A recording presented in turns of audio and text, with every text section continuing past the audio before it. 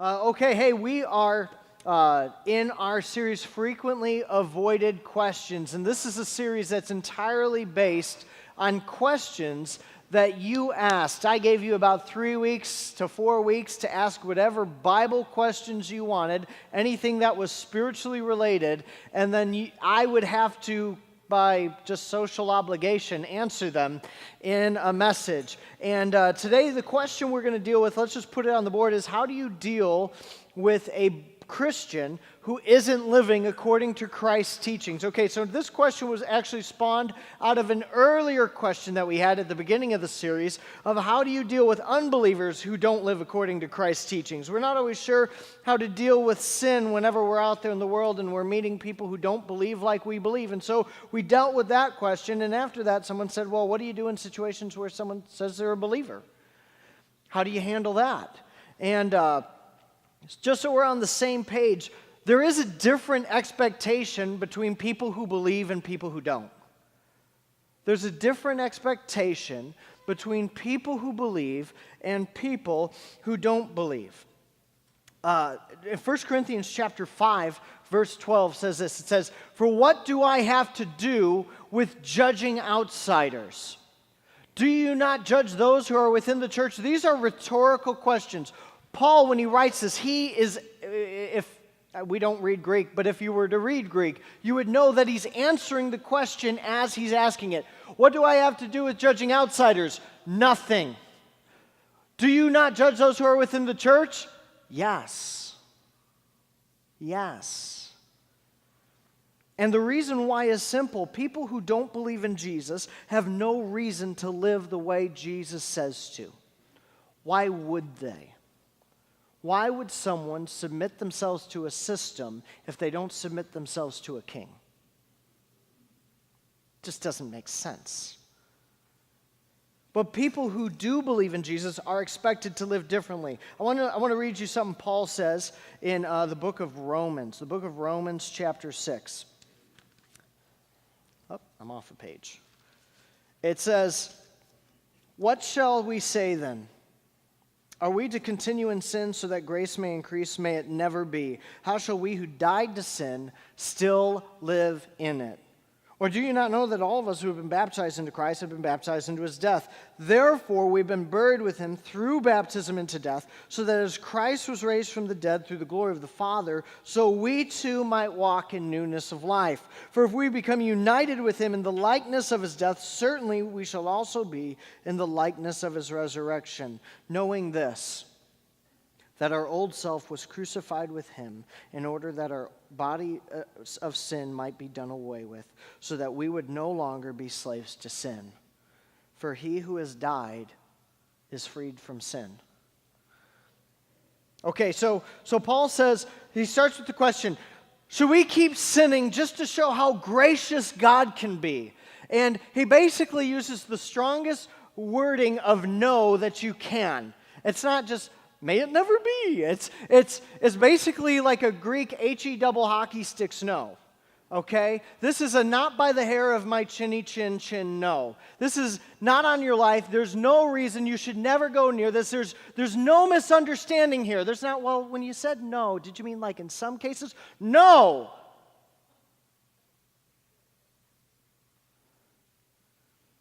How can we go back to living exactly the same way after Jesus died for us? How can we go back to the same destructive patterns and behaviors that put us in danger? Jesus didn't die so you can sin. Jesus died to save you from sin, but not so you can sin. You don't buy car insurance so you can get in accidents. You know? That's not the point. And Paul says when you gave your life to Jesus, when you got baptized, what'd you do? You joined Jesus in dying. That's what he says. You died with Christ.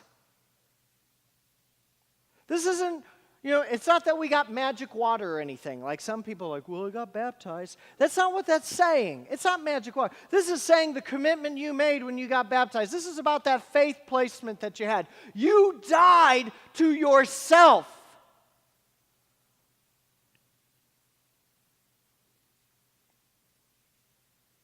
And you said sin wasn't going to rule my life anymore. We raised up out of the water for a new life. We said we're going to follow Jesus now. We hold ourselves to a different standard. And it's hypocrisy to say that the world needs saved from sin if we have no problem still living in it. Man, that sin stuff will kill you. You need Jesus so you can keep doing it.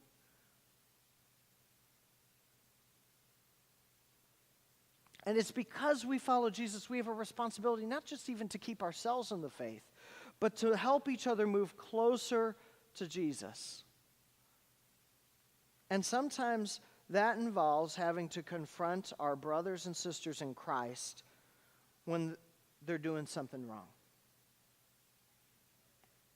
And Jesus gave very specific instructions for how to talk to a Christian about their sin.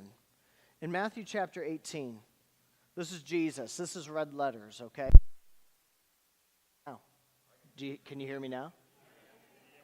That's a Sprint thing now. It's not even Verizon anymore. Oh, well. All right, well, I'm going to continue now, and we'll just pray that that doesn't happen twice. If you have your Bibles, this is Jesus. I'm just going to read out of the Bible. It's not even up there yet. 18:15, Matthew 18:15. If your brother sins, go and show him his faults in private. If he listens to you, you have won your brother. But if he does not listen to you, take one or two more with you, so that by the mouth of 2 or 3 witnesses every fact may be confirmed. If he refuses to listen to them, tell it to the church. And if he refuses to listen even to the church, let him be to you as a Gentile and a tax collector. Okay, now let me tell you what happens with a lot of people when they read a passage like this. They read it too fast. A lot of people, when they read passages like this, they read it too fast. They look at the steps and they see where it leads, they see where it ends, and people have some different reactions to it. For instance, with passive people, they read something like this and they probably think in their mind, this is the worst thing that I could ever read. Like, what do you mean I got to confront them? What do you mean I got to go privately and just tell them to their face? What do you mean I got to bring other people to tell them? What do you mean that we got to bring it before the church? What do you mean that this could lead to them being out of the church? Passive people, no. Don't put this one anywhere near me. So at best, what passive people do is after they have their panic attack, they may just have a moment where they kind of subtly hint at the sin.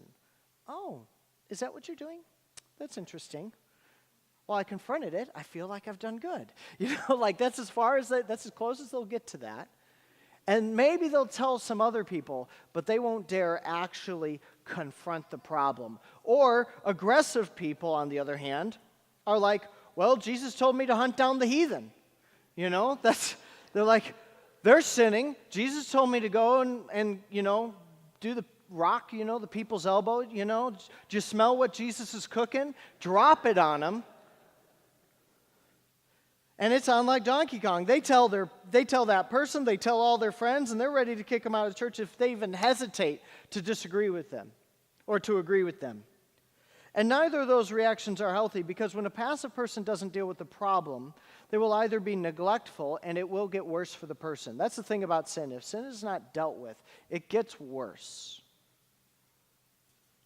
It's like getting a cut and not putting Neosporin, not putting a Band-Aid, not getting it treated. It festers. It gets worse. It just develops into a worse wound. It develops into something worse for that person.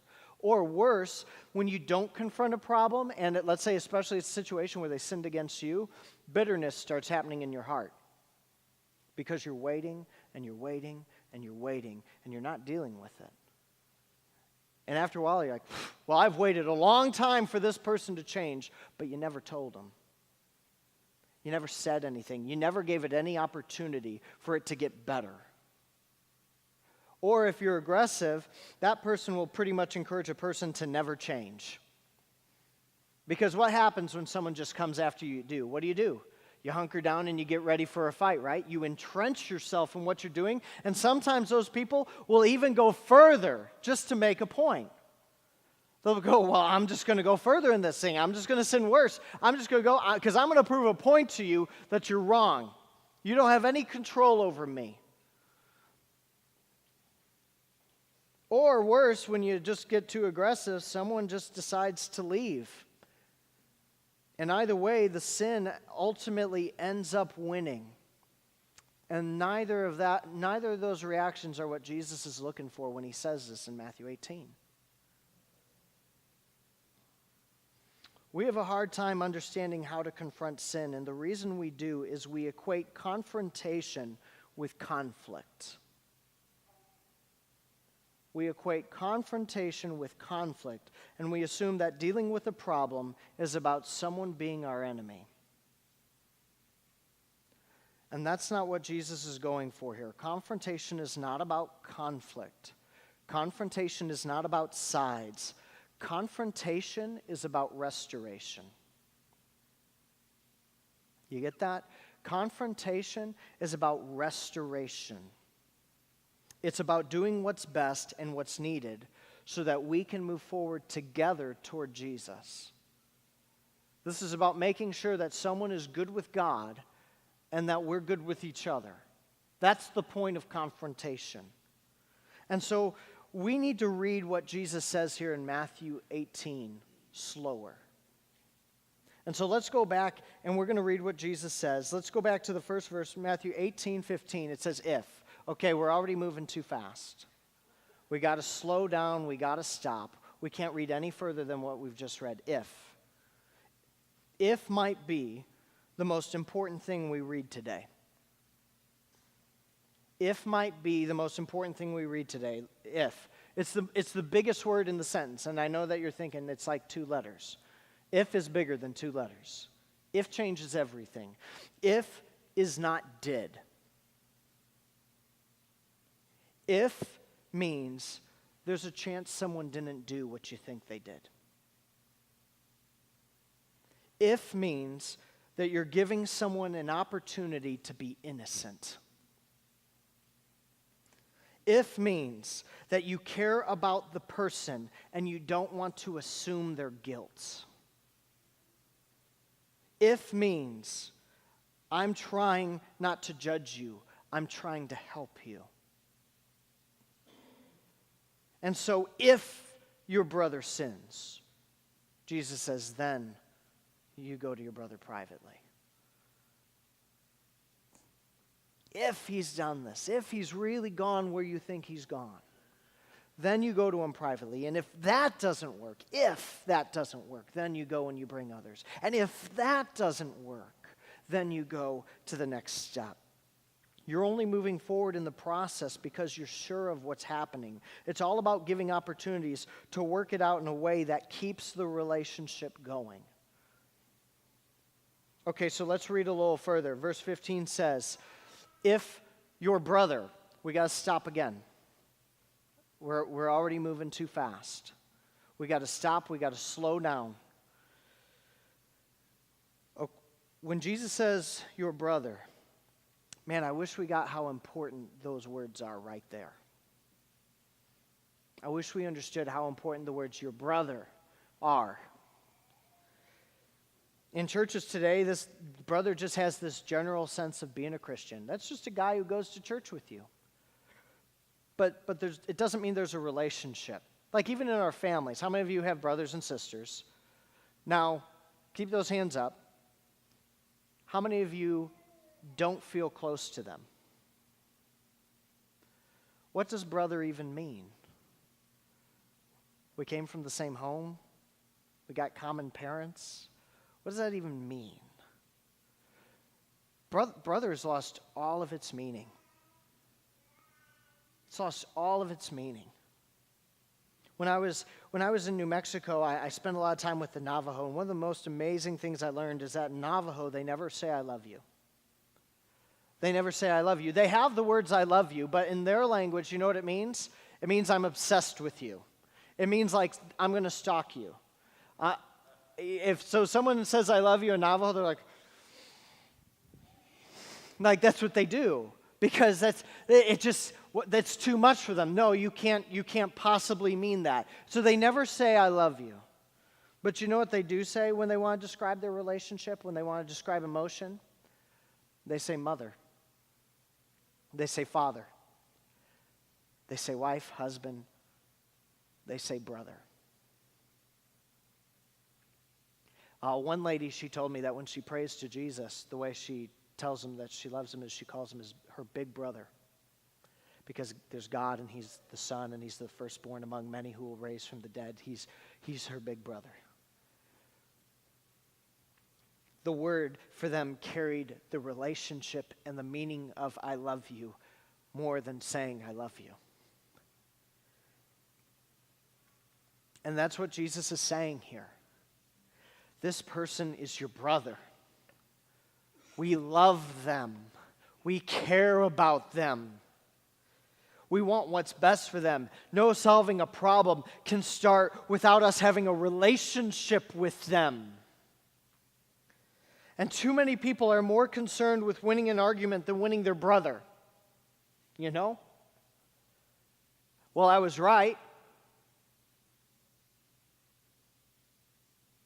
I mean, factually, but not in your heart. They just want to prove someone is wrong. And what we do is we just dehumanize a person who's offended us. Think about the people you don't like. Could you call them brother? Could you say you love them? You know, the people who've hurt you. Could you say you love them? Could you say, yeah, let's eat at Christmas together? Let's spend that time together. Let's be together. Because that's love. That's love. But we just dehumanize people. And Jesus says, when someone sins, when someone does the wrong thing, they are not your enemy. They are still your brother. That's their identity. Their identity before God is not, think about it as parents. How many of you got more than one child? Okay, they always come to you and like, Mom, Dad, the other one, they're bad, right? And you go, you know what, you're right, they're our enemy now. Let's get rid of them. You never do that because that's your child. You say, no, your brother and sister, you work it out. Quit crying about it. Put on your big boy pants and deal with it. You know? That's what you do. But when it's with us and God, we're like, oh, that's our enemy, so God, that's your enemy. And God's like, well, that's my kid. Which means that's your brother. That's your brother. That's their identity. And until we're in a place where we love people and want what's best for them, then we shouldn't do anything at all. Because you're not their judge. God does not need you. It's like my kids will parent each other. And all the time you're like, you're not mom. You're not dad. Stop it. You know? You're not their judge. You're their brother. You're a doctor on the side saying, I care about you and I want you healthy. But what you're doing is not getting you there. I want what's best for you. So let's read a little further. Verse 15 says, if your brother sins, and we got to stop again. I promise we'll get through this. This is probably the last time we do it like this. But before any of us start playing morality cop, let me tell you the idea sin is talking about here. This isn't saying that every time someone fails, we got to be ready to put them in their place. This is about a brother who's letting sin win in his life, who's letting sin conquer and reign in his life. We all mess up, we all fail, we all go into temptation. But if we had to confront a person every single time they messed up, we would never get sleep. And honestly, we'd be dishing it out and taking it just as much. You know? Like we would just be talking into each other because like, you're wrong, you're wrong, you're wrong, you're wrong, you're wrong. You know? The idea here isn't, am I ready to catch people doing the wrong thing? But through our relationship, again, relationship, do I see you moving away from Jesus? Now that can happen in a specific situation. You know, sometimes you get blindsided and betrayed by someone. All of a sudden you got to find yourself trying to forgive someone. It could happen in a one-time situation, but I find more often sin is built up over time. It doesn't just happen. You didn't just get to the place where you do those things. It's kind of like C.S. Lewis, in his book Mere Christianity, he said, if you go in the basement and turn on the lights, and all of a sudden you see rats, the lights didn't make the rats be there. The light just revealed it. The rats were already there.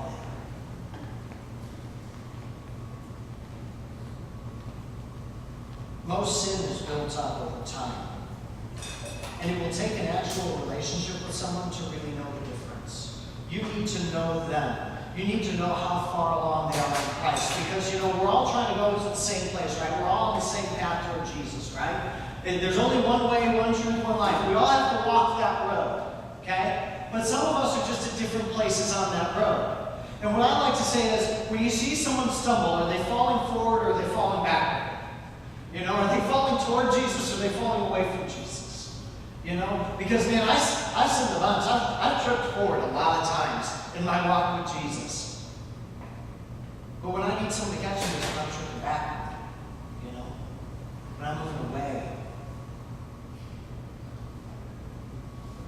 And really, those people will need you. Will need to know that you love them. It's a big difference when you feel like someone really values you and loves you and they try to talk to you about something, right? Because that relationship is what makes that stick, why that's so important. But these first 4 words, if your brother sins, it sets the entire tone for how we're supposed to even approach a Christian who's doing the wrong thing. Unless we grasp what these 4 words mean to everything else that's said, we're going to miss the whole thing. And it's from this place of heart that Jesus tells us the different steps we're supposed to take to restore a brother. He says in verse 15 to start by talking to them privately. And he says if that doesn't work, in verse 16 he says bring along witnesses. And again, those aren't just people who don't know the person. These are other people who love them too. These are people who are trying to help. And if that doesn't work, verse 17 says, bring it to the church. Now, along the way, you'll notice a few things. And one is, Jesus says, only keep going in the process until you win them. That's the whole goal here, isn't it? That's the whole goal here, is to win them. You don't need to keep pursuing the issue if they come to a point where they realize what they're doing and they turn it around. You don't need, if you win them in that first meeting privately, hey, that's the last time you need to bring it up. You don't need to sit around reminding them, oh, do you remember that time? You don't need to tell other people, oh, hey, I fixed it all now, but this guy, he messed up, but I came through and I saved the day. Then it's not about your brother, it's about you. And now we all got to come talk to you. You get me? Because that's more dangerous probably than what the dude's doing.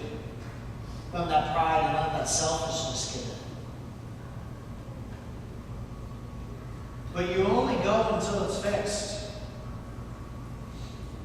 And 2, if you look at this, the process begins privately and then it slowly turns public.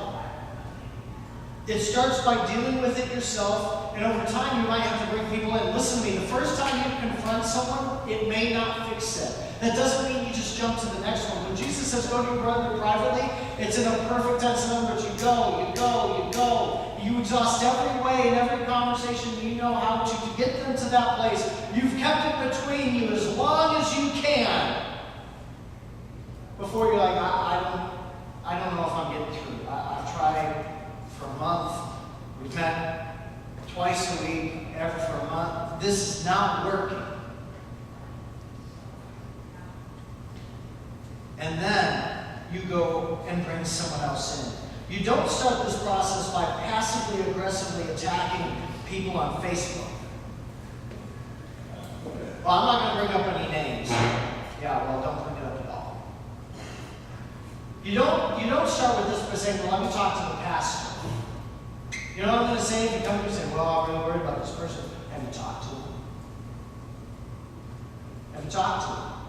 Why are you telling me? Have you talked to them? If someone is important enough to tell other people who aren't involved in what they're doing, it's important enough to tell the person who's doing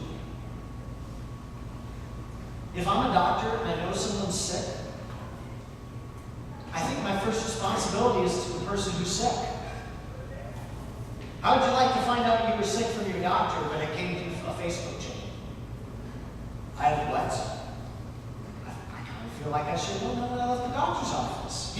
I would have liked if he told me that. Because this is about helping the person who's sinning. This isn't about how many people can know and be involved.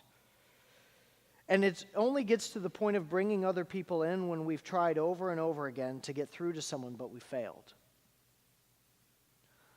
This isn't about me being mad at, let's say, Bobby or Bill Wolf. He's not. He's a Cardinals fan. Bill's the worst, But I don't go, well, Bill didn't listen to me about the Cubs, which is a sin, obviously. But now I need to find 2 or 3 other people who hate Bill. That's not what this is. This isn't about gang up mentality. This is about, oh, well, they know he's wrong too. Oh, they know that he's doing a bad thing. We're not trying to lower people's opinion of the person who's sinning.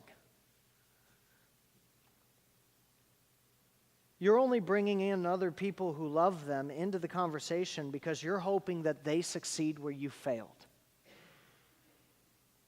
You want them to succeed where you failed. Maybe they have the words that you don't to get through to him. Or maybe they help you see where there's a misunderstanding. The goal is not for you to win. Do you get me? The goal is not for you to win. The goal is restoration. But it's only after you've tried everything and failed, Jesus says, to treat them like a Gentile. Treat them like a person who is not a part of the church. And this is a last-ditch effort to win someone to Jesus. We've repeatedly tried everything we know how to help someone get their life back on track with Jesus. We've exhausted every option we know of to try to help the situation, but nothing our whole church has tried has helped. And the reason it goes this far, if after we've gone privately and after we've gone with people and after we've tried getting our church involved to help, the reason it goes that far is that sin is contagious. And if we don't take it seriously, then it has the ability to not just ruin the life of the person doing it, but the lives of the people around them. It's just like addiction. If addiction is allowed to continue, it wrecks everyone's lives. And the whole reason why it goes this far is to try to win them back to Jesus. And you might be thinking, how does that even happen? How does breaking a relationship with someone ever lead them back to Jesus? That seems counterproductive. That seems to work against it. And honestly, I don't know that I could have told you the answer to that until this past summer. There's only one time that I've ever been in a situation where we had to go through this whole process, and it was in my last church. I was pastor out in New Mexico, and in my last church there was a guy named Rodney, and Rodney was as political of a person as you could meet. This is probably a good time to bring stuff like this up. He was as political as you could get. And I don't think there's anything wrong with having an opinion. Everyone's got an opinion, even if it's to have no opinion. Well, that's your opinion. But Rodney was going too far. He would call people at their houses. He would harass them between services. He would tell people that if they didn't vote for his guy, they were going to hell. And I'm not even making that, I'm not exaggerating. So people were saved by 2 names, the name of Jesus and whatever his candidate was. And one night I remember we had moved some flags in the sanctuary. In that church we had flags on the stage. I felt weird preaching in front of them because it felt like State of the Union every time I got up to preach. They were, my fellow Americans, But we just moved him one week because we had painted a wall, and we thought, don't get paint on a flag. And he thought we were getting rid of the flags. And one night, Rodney put me on a wall. And finally, our elders just said, we got to talk to this guy. We got to talk. And one at a time, they tried talking to him. And then they tried as a group. 2 or 3 of them would try talking to Rodney. And it finally ended with us having a meeting with him one night, and he was screaming at us. And we said, we can't do this anymore, and we put him out of the church. And that hurt.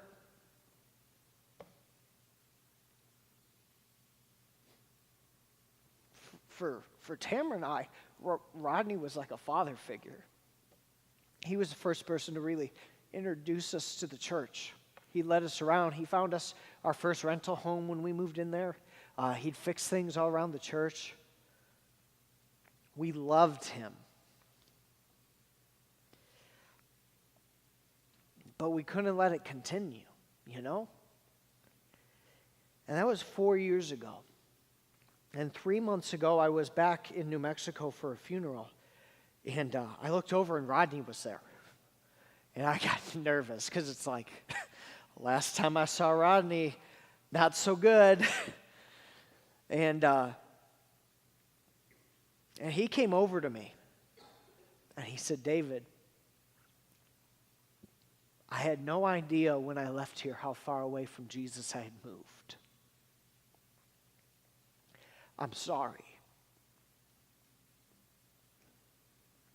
I drove 26 hours in 2 days, and it was worth every minute to hear that.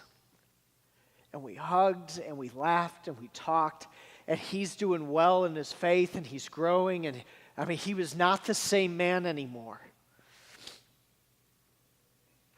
But that's why Jesus says go that far.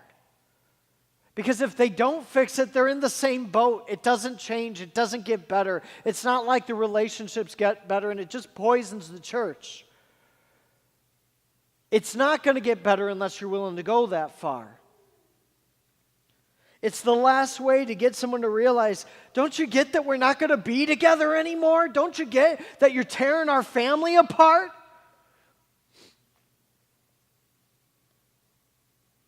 It's not punishing them. That's not the goal. That's not the reason. It's not, man, I hope they understand how bad they were. It's about just trying to win them because they matter to you and they matter to the church. And so what I want to do right now is I want to give you a couple of things to help you come from the right place if you ever have to do this. And man, I pray you never have to do this. I never want to go through that again. Okay? No one should want to, but if we love each other, we got to know this could happen. And the first thing to think about is that whenever someone sins, whenever someone does the wrong thing, or whenever someone does the wrong thing, especially against you, the first thing you got to think about is a time in your life you may have done the same wrong thing. When have you done the same thing? Normally, the things that bother me the most in other people are the things I see in myself. You ever have that experience? Again, how many of you have kids? Yeah, they're little yous. And other people's kids don't bother you because they're nothing like you. That's really that's the secret behind that. Your kids bother you because it's you, and you got what you deserved. Like, right? Yeah, you know? Ask your parents. You got what you deserved, right?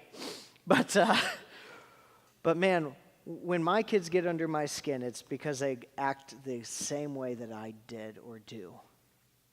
And really, that should make me more sympathetic to them because I give myself a lot more grace than I give people who do what I do. But that's the attitude I need to have with other people, that they should get the same grace that I hope I get. Because, you know, I think about anything anyone's ever done, and if I really look at my heart, I really can't find many people that I'm different from, you know, if I'm honest.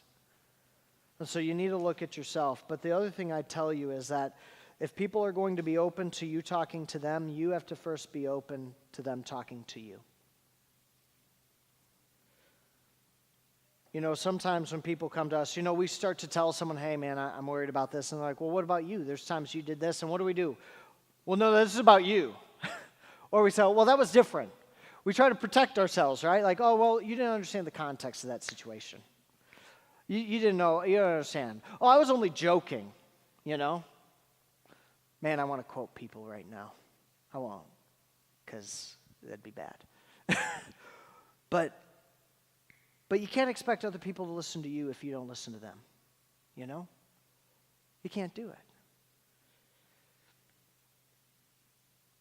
it. If it's not a two-way street, what that does is it only breeds resentment.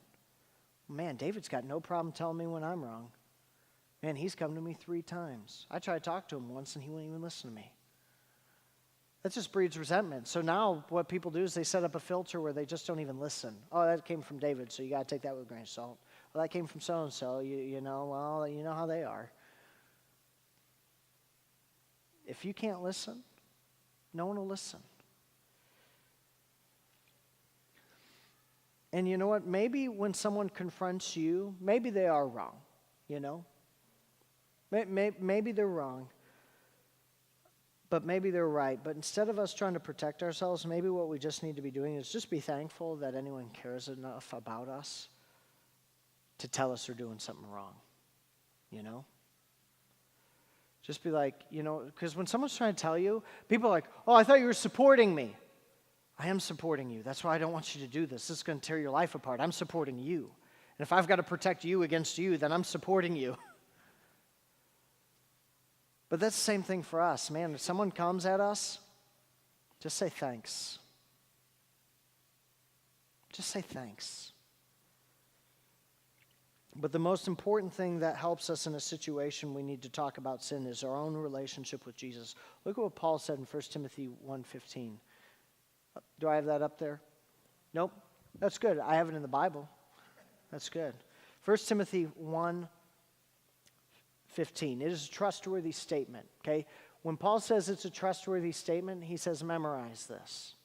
Pay attention. This is one you should know and say over and over again. If you said this verse to yourself every day, you'd be in good shape, okay?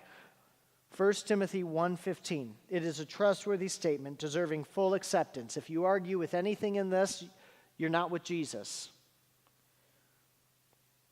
That Jesus Christ came into the world to save sinners, among whom I'm the foremost of all.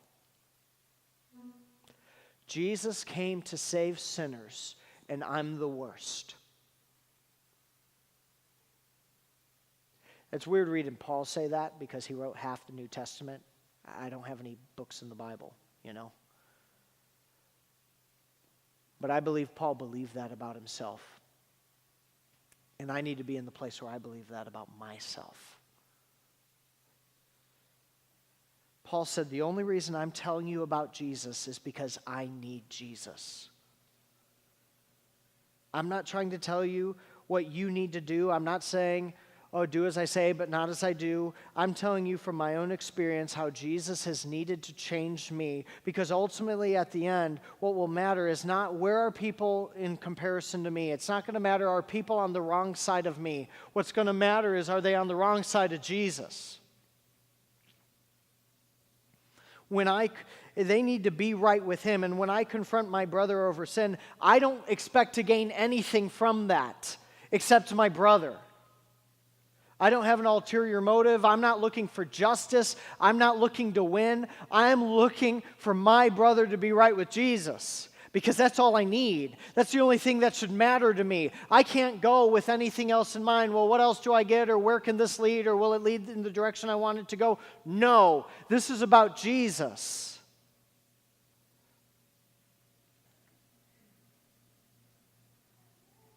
And they need Jesus because I need Jesus. And that's why right now we're going to take communion. We're going to be taking communion right now because this table is about restoration. This table is all about restoring relationships. This is about restoring ourselves to Jesus. This is about repentance. And this is about restoring ourselves to each other.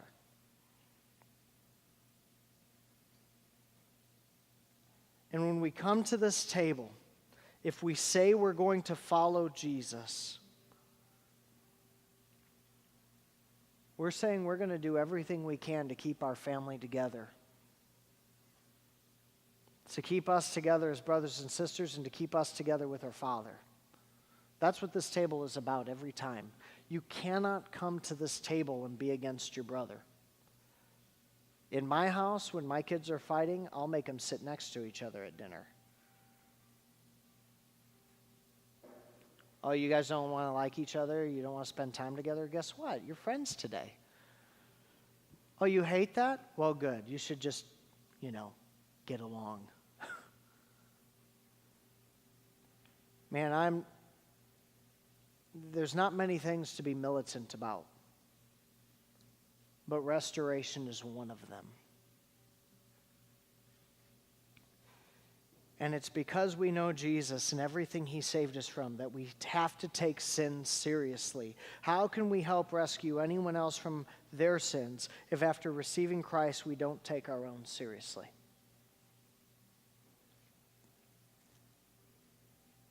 I can't be the nutritionist who gets the 64-ounce mega gulp at KFC. And I can't help other people that need Jesus to save them from their sin if I think I can have Jesus and continue in my own. And so we're here to work together with each other through our baggage and our rebellion and our sin together. And it's my hope that we'll love each other enough to talk to each other about what's going on in our lives. If someone ever says they need to talk to you, our first reaction here should not be, oh no, what's this going to be about? If we're building the relationships that we should with each other, I should look forward to any time you have anything to say to me because I know that you care about me. I know that you love me. I know you want what's best for me. And even if I don't agree with where you might be going on it, man, I'm really glad you brought that to me. If we're afraid of each other, we don't have enough of a brother relationship.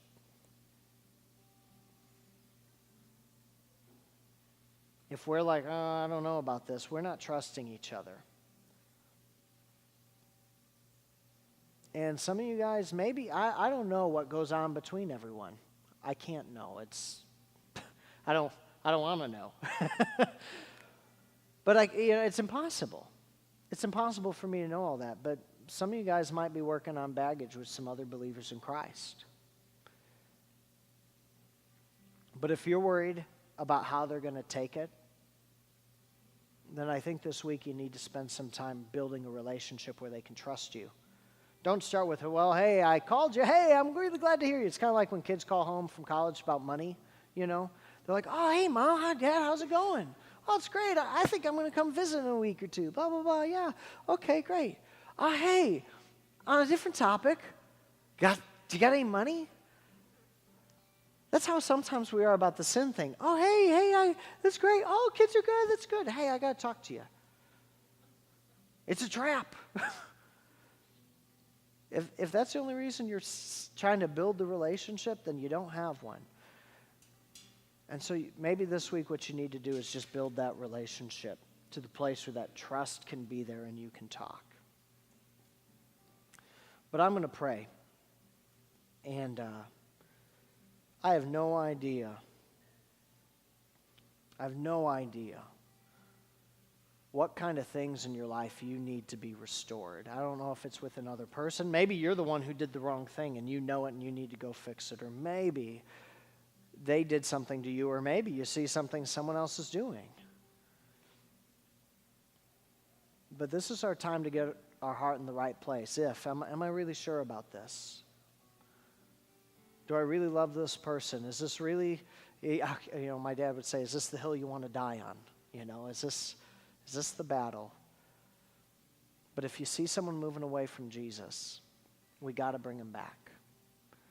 And so I'm going to pray, and I don't know where restoration needs to take place in your life. I don't know where your heart is. I don't know where your relationships are at. I can't answer those questions. All I can answer is it's either we're moving toward Jesus or away from him.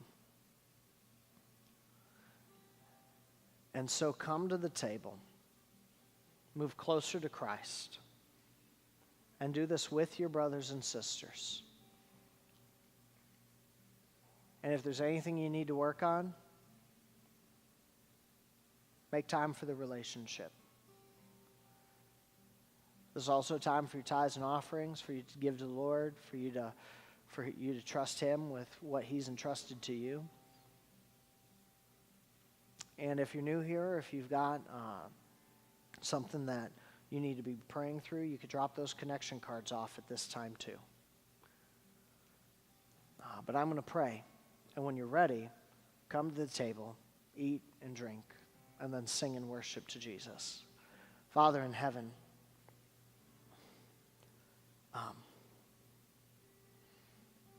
I just want to thank you that we're here and that we're together today.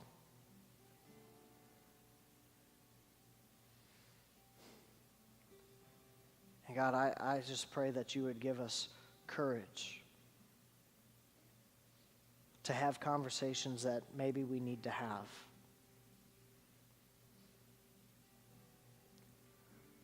God, I just pray that you would protect us against bitterness, against unforgiveness, against anger. God, I pray that you would protect us against the inability to give the benefit of the doubt.